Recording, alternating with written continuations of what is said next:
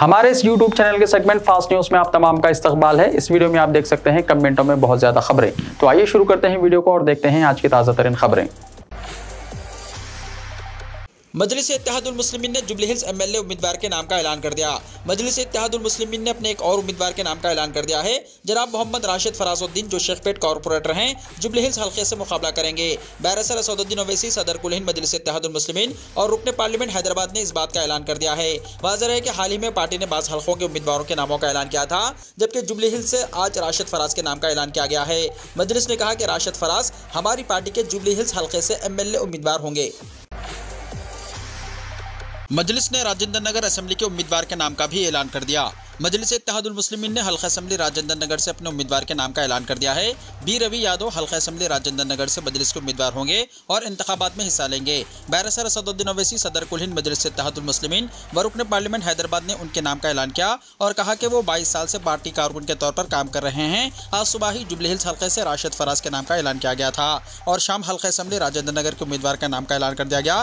ताहल बहादुरपुरा से इलेक्शन में हिस्सा लेने वाले उम्मीदवार के नाम का ऐलान नहीं किया गया। मजलिस के रुकन असेंबली जनाब मुमताज़ अहमद खान का बड़ा बयान। मजलिस के रुकन असेंबली जनाब मुमताज़ अहमद खान ने मुख्तलिफ मीडिया में उनके ताल्लुक से दी जाने वाली इत्तलात को मुस्तरद कर दिया, जिसमें कहा गया है कि मुमताज़ खान कांग्रेस पार्टी में शामिल होने वाले हैं। आज सुबह से गश्त करने वाली मीडिया इत्तलात पर अपना रद्दमल जाहिर करते हुए मुमताज़ अहमद खान ने अपने सोशल मीडिया अकाउंट एक्स और फेसबुक पर अपने बेटों के साथ ली हुई तस्वीर के साथ एक पोस्ट किया, जिसमें उन्होंने वाज़ेह किया कि वो मजलिस छोड़ने वाले नहीं हैं। अपने पोस्ट में मुमताज़ अहमद खान ने लिखा है कि फेक न्यूज़ पर भरोसा ना करें, मैं मजलिस के साथ हूँ और जमात के सदर के साथ हूँ। केसीआर के हेलीकॉप्टर में आई तकनीकी खराबी, बाल बाल बचे वजीर आला। तेलंगाना के वजीर आला के चंद्रशेखर राव आज एक हादसे का शिकार होने से बाल बाल बच गए। रिपोर्ट्स में कहा गया है कि केसीआर के हेलीकॉप्टर के देवाकुंद्रा के लिए टेक ऑफ करने के बाद हेलीकॉप्टर में तकनीकी खराबी पैदा हो गई। पायलट ने हेलीकॉप्टर को वापस खेतों की तरफ मोड़ दिया और इसे बाहिफाजत लैंड किया। अब हल्के में केसीआर के इंतखाबी मुहिम के दौरे के लिए एविएशन कंपनी की जानिब से एक और हेलीकॉप्टर का इंतजाम किया गया है। जराये के मुताबिक तकनीकी खराबी की वजह से हेलीकॉप्टर को टेक ऑफ के 10 मिनट बाद वापस वजीर आला के फार्म हाउस पर उतरना पड़ा। एक सरकारी रिलीज में कहा गया है कि अलर्ट पायलट ने हेलीकॉप्टर को सीएम केसीआर के फार्म हाउस की तरफ मोड़ दिया और इसे बाहिफाजत लैंड किया। इसमें कहा गया है कि एक और हेलीकॉप्टर जल्दी फार्म हाउस पहुंच जाएगा और राव शेड्यूल के मुताबिक दिन की इंतखाबी रैलियां जारी रखेंगे। तेलंगाना में 30 नवंबर को होने वाले असेंबली इलेक्शन में भारत राष्ट्र समिति के सरबराह और चीफ मिनिस्टर के चंद्रशेखर राव और उनके साबिका साथी और भारतीय जनता पार्टी के एमएलए ए इटिल्ला राजेंद्र के दरमियान सख्त मुकाबला होने का इम्कान है। मोदी का मंगल को हैदराबाद में इंतखाबी जलसा। वजीर आजम नरेंद्र मोदी मंगल को तेलंगाना की इंतखाबी मुहिम में हिस्सा लेंगे। वो कल हैदराबाद के एलबी स्टेडियम में बीजेपी के जलसे-आम में शिरकत करेंगे, जिसको बीसी गरजना का नाम दिया गया है। वो शाम 5:30 बजे दिल्ली से खुसूसी तैयारी के जरिए बेगमपेट एयरपोर्ट पर पहुंचेंगे और वहां से बराह रास्त एलबी स्टेडियम में जलसे-आम में शिरकत करेंगे। तेलंगाना इलेक्शन, बीजेपी के चंद्रायन गुट्टा उम्मीदवार इंतखाबात से दस्तबरदार।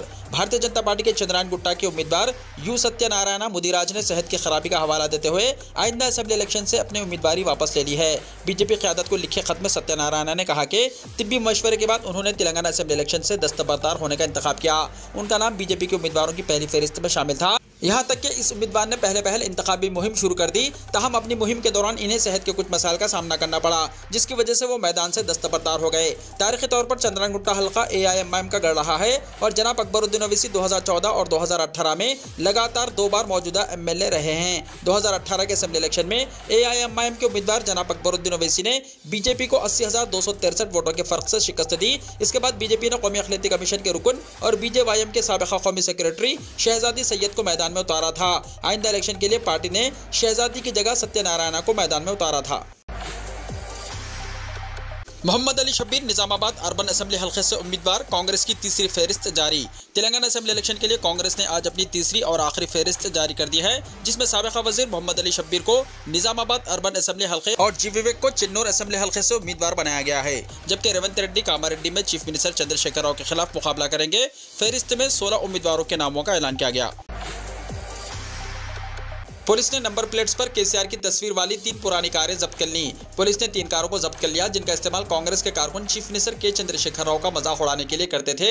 कार की नंबर प्लेटों पर वजीर आला की तस्वीरें थीं। कांग्रेस के बेशतर अफराद के जाने के बाद बेगम बाजार पुलिस एहलकारों ने गाड़ियों को अपने कब्जे में ले लिया। पुलिस ने पार्टी के चंद कारकुनों की मज़ाहिमत पर आसानी से काबू पा लिया। टीपीसीसी के नायब सदर चमला किरण कुमार रेड्डी ने पुलिस को बीआरएस के लिए कठपुतलियों की तरह काम करने का तनकीद का निशाना बनाया और गाड़ियों को वापस करने का मुतालबा किया। बेगम बाजार के इंस्पेक्टर नामिंदुल्लाह शंकर ने कहा कि हमने इन गाड़ियों को जब्त कर लिया है, जिन पर नंबर प्लेट्स पर वज़ीर आला की तस्वीरें आवीज़ा थीं, क्योंकि ये मॉडल ज़ाब्ते अखलाक और आरटीए एक्ट की खिलाफ वर्जी करती हैं। गाड़ियाँ इलेक्शन कमीशन के हवाले कर दी गई। पुलिस ने कहा कि कारकुन मुतल्लिक़ा दस्तावेज़ात जैसे कि रजिस्ट्रेशन सर्टिफिकेट और इंश्योरेंस के कागजात पेश करने में नाकाम रहे। गाड़ियों में इंजन नहीं थे। इम्कान है कि पुलिस गाड़ी के मालिकान की तफसीलात हासिल करने के लिए केस को आरटीए को भेजेगी, जिन पर मुकदमा दर्ज किया जा सकता है। असदुद्दीन ओवैसी की गाड़ी की पुलिस ने तलाशी ली, video viral. Barrister Asaduddin Owaisi सदर कुल हिंद मजलिस इत्तेहादुल मुस्लिमीन व रुकन पार्लियामेंट हैदराबाद की गाड़ी की तलाशी ली गई। कल जब सदर मजलिस इंतखाबी मुहिम में हिस्सा लेने के लिए आसिफ नगर जा रहे थे, पुलिस ने सदर मजलिस की गाड़ी की तलाशी ली। ये वीडियो सोशल मीडिया पर तेजी के साथ वायरल हो रहा है। वाज़ेह है कि रियासत में इंतखाबी ज़ाब्ते अखलाक के निफाज के पेश नज़र पुलिस की जानिब से जगह जगह गाड़ियों की तलाशी ली जा रही है। कल ही चीफ मिनिस्टर के चंद्रशेखर राव की गाड़ी की भी तलाशी ली गई थी।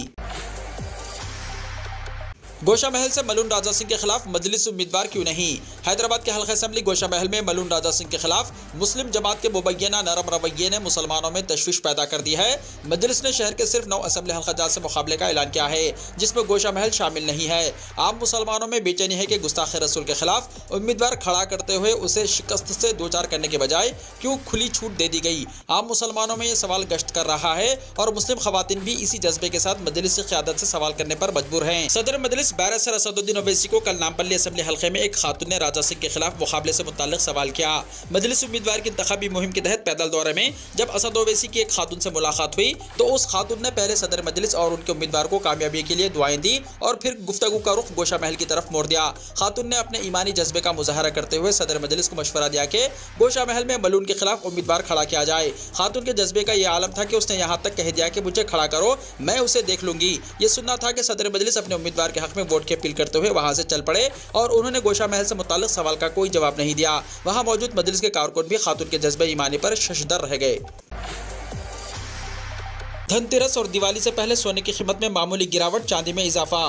धनतेरस और दिवाली से पहले मुल्क के मुख्तलिफ सराफा बाजारों में सोने की कीमत में मामूली कमी दर्ज की गई है। 24 कैरेट और 22 कैरेट सोने की कीमत आज 100 रुपये कम हो गई है। आज चांदी की कीमत में तकरीबन 200 रुपये फ़ी किलो का इजाफा हुआ है। आज चांदी 75,200 रुपये फ़ी किलो पर कारोबार कर रही है। मुल्क की राजधानी दिल्ली में आज 24 कैरेट सोने की कीमत 61,790 रुपये फ़ी 10 ग्राम रही, जबकि 22 कैरेट सोने की कीमत 56,500 रुपये फ़ी 10 ग्राम दर्ज की गई है। कर्नाटका, तेलंगाना और उड़ीसा के सराफा बाजारों में भी सोने की कीमतों में कमी नजर आ रही है। इन तीनों रियासतों के दारुल हुकूमतों बेंगलुरु, हैदराबाद और भुवनेश्वर में आज 24 कैरेट सोना 61,470 रुपये फ़ी 10 ग्राम की सतह पर फरोख्त हो रहा है और 22 कैरेट सोना 56,350 रुपये फ़ी 10 ग्राम की सतह पर फरोख्त हो रहा है। दिल्ली में आलूदगी के पेश नज़र ऑड इवन करने का फैसला। दिल्ली में बढ़ती हुई फिजाई आलूदगी के पेश नज़र केजरीवाल हुकूमत ने ऑड इवन को दोबारा नाफिज करने का फैसला किया है। राजधानी में 13 नवंबर से ऑड इवन नाफिज किया जाएगा, जो 20 नवंबर तक चलेगा। दिल्ली हुकूमत ने आज आलूदगी के मसले पर मुनक्किदा मीटिंग में यह फैसला लिया है। दिल्ली में 13 से 20 नवंबर तक ऑड इवन का इतलाक होगा। इस दौरान दारुल हुकूमत में BS3 पेट्रोल और BS4 डीजल कारों पर पाबंदी बरकरार रहेगी। गोपाल राय ने कहा कि अब दिल्ली में किसी भी तरह का तामीराती काम नहीं होगा। 6वीं, 7वीं, 8वीं, 9वीं और 11वीं की फिजिकल क्लासेस 10 नवंबर तक बंद रहेंगी। वजीर माहौलियात गोपाल राय ने कहा कि दिल्ली में 30 अक्टूबर से आलूदगी में इजाफा देखा जा रहा है। आरटीसी की बस स्टेशन के प्लेटफॉर्म पर चढ़ गई, 3 अफराद हलाक। विजयवाड़ा बस स्टेशन में हादसा।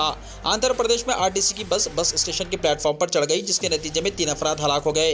यह अफसोसनाक वाकया विजयवाड़ा शहर के पंडित नेहरू बस स्टेशन में पीर की सुबह पेश आया। बस प्लेटफॉर्म पर इंतजार कर रहे मुसाफिरों से टकरा गई। इस वाक़े में बस के पहियों के नीचे आकर 3 अफराद की मौत हो गई। मरने वालों में कंडक्टर के साथ एक खातून और एक लड़का भी शामिल है। दिगर कई जख्मी होने की इत्तला है। हादसा प्लेटफॉर्म नंबर 12 पर पेश आया। हादसे में प्लेटफॉर्म 11 और 12 पर मौजूद फर्नीचर तबाह हो गया। ऐसा लगता है कि यह हादसा ब्रेक फेल होने की वजह से हुआ है। यह वाकया उस वक्त पेश आया जब विजयवाड़ा के ऑटोनगर डिपो से ताल्लुक रखने वाली बस गुंटूर जा रही थी। मद्दूफी कंडक्टर की शनाख्त गुंटूर 2 डिपो के विरिया के तौर पर हुई है। बच्चे के वालिदैन की पसंद के स्कूल में दाखिला कराए यूपी हुकूमत, मुजफ्फरनगर थप्पड़ साने पर सुप्रीम कोर्ट का बड़ा हुक्म।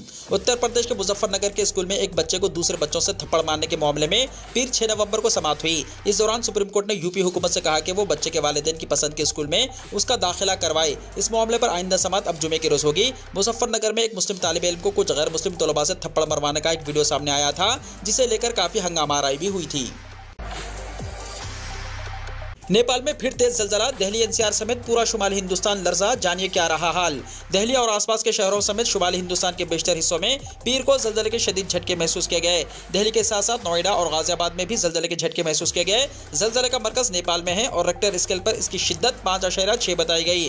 नेशनल सेंटर फॉर सेस्मोलॉजी ने इत्तला दी है। एनसीएस के मुताबिक जलजले का मरकज नेपाल में 10 किलोमीटर की गहराई में था और यह हिंदुस्तानी वक्त के मुताबिक शाम 4:16 पर आया। 3 दिनों में ये तीसरा मौका है और पिछले 1 महीने में 5वीं मरतबा है कि नेपाल में शदीद जलजले आए हैं। जलजले से लोगों में खौफ व हिरास फैल गया। दिल्ली और कौमी राजधानी के इलाके में कई लोगों ने फर्नीचर के जोर से हिलने की इत्तला दी। कई सोशल मीडिया सारिफिन ने लोगों के घरों से बाहर निकलने की तस्वीरें शेयर की है। गजा पर इसराइली जारहियत, दुनिया भर में एहतजाज जारी। व्हाइट हाउस पर बाइडन तुम छुप नहीं सकते के नारे, दरवाजे को लाल रंग कर दिया गया। गजा पर इसराइली जारहियत के खिलाफ आज अमेरिकी दारुल हुकूमत वाशिंगटन समेत दुनिया भर में एहतजाजी मुजाहरे किए गए। अमेरिका का दारुल हुकूमत फलस्तीनियों के हक में नारों से गूंज उठा। मुजाहिरीन ने नारे लगाए कि जंगबंदी नहीं तो वोट भी नहीं, बाइडन तुम छुप नहीं सकते। व्हाइट हाउस के बाहर फलस्तीन के हक में अब तक के सबसे बड़े एहतजाज में मुजाहिरीन ने गजा में फौरी जंगबंदी का मुतालबा किया। इसराइली हमलों के खिलाफ अमेरिकी शहर न्यूयॉर्क में सैकड़ों अफराद ने एहतजाज करके फलस्तीन को आजाद करो के नारे लगाए। गैर मुल्की मीडिया के मुताबिक वाशिंगटन में भी हजारों अफराद ने फलस्तीनियों से इजहार यकजहती करते हुए एहतजाज किया। एहतजाज में मुजाहिरीन ने फलस्तीन को आजाद करो और इसराइल दहशतगर्द रियासत के नारे लगाए और एहतजाज की वजह से व्हाइट हाउस के गिर्द सिक्योरिटी भी सख्त कर दी गई। इसराइल में नेतन्याहू के खिलाफ एहतजाज, मुस्तफ़ी होने का मुतालबा।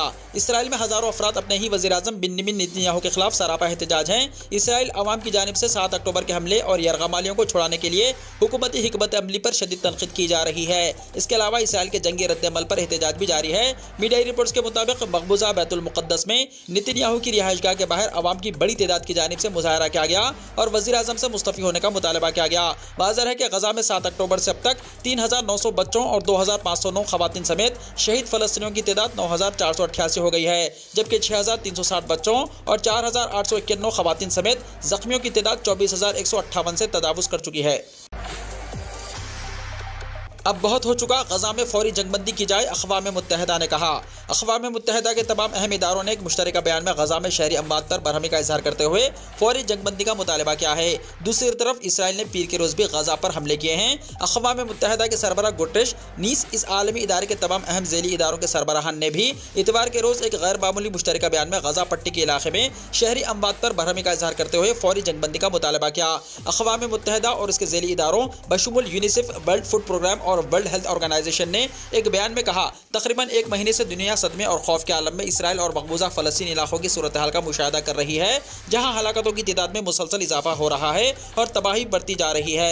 एम्बुलेंसों पर इसराइली हमले से खौफजदा हूँ। अक़वाम मुत्तहिदा के 18 तंजीमों के सरबराहों के दस्तखतों से जारी करता इस बयान में मजीद कहा गया, हमें इंसानी हमदर्दी की बुनियादों पर फौरन जंगबंदी की ज़रूरत है। 30 दिन हो चुके, बस बहुत हो गया, इसे बंद होना चाहिए। इस बयान में 7 अक्टूबर के बाद दोनों तरफ होने वाली अमवात का जिक्र किया गया है। इस बयान में हमास से भी मुतालबा किया गया है कि वो कैदी बनाए गए 240 से ज़ायद यरगमालियों को रिहा करे और फरीक़ैन पर जोर दिया है कि वो जंग के दौरान बैनुल अक़वामी क़वानीन के तहत अपनी जिम्मेदारियों का एहतराम करें। वीडियो को लाइक शेयर कीजिए और हमारे इस YouTube चैनल को सब्सक्राइब करते हुए इसके बेल आइकॉन को भी प्रेस कर लीजिए ताकि ऐसी ही ताज़ा तरीन खबरों का नोटिफिकेशन सबसे पहले आपको मिलता रहे।